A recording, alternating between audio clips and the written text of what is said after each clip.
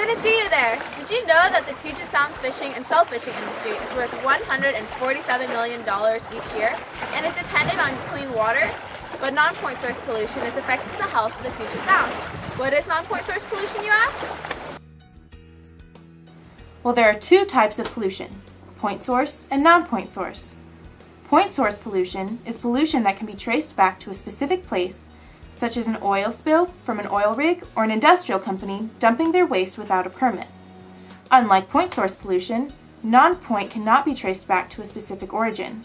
For example, runoff is the process of chemicals and pollutants being washed into waterways from rainwater.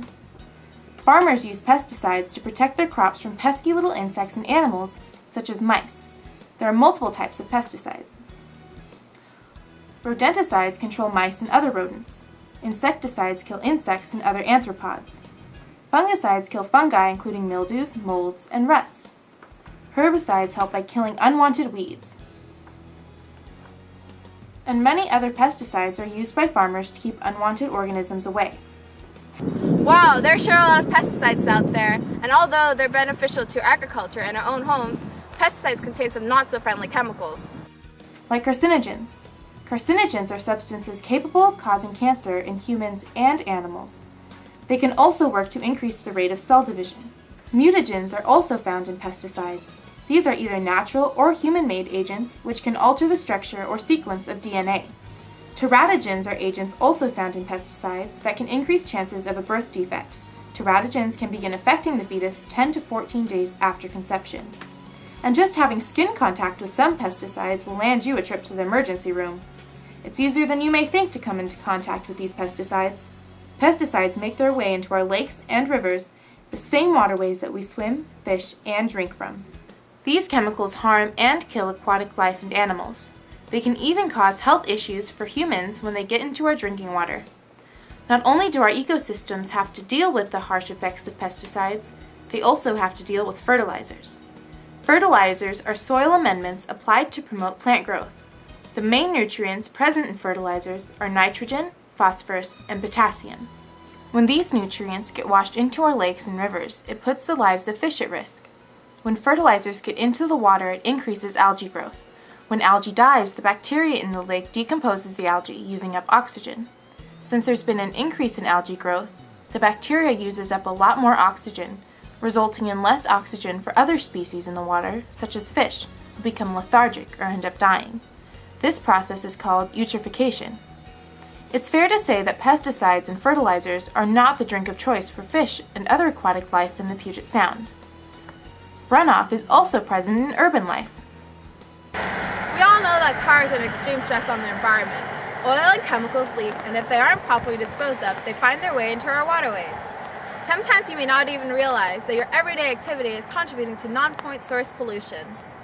Leaky septic tanks found in businesses and homes can also be a source of pollution.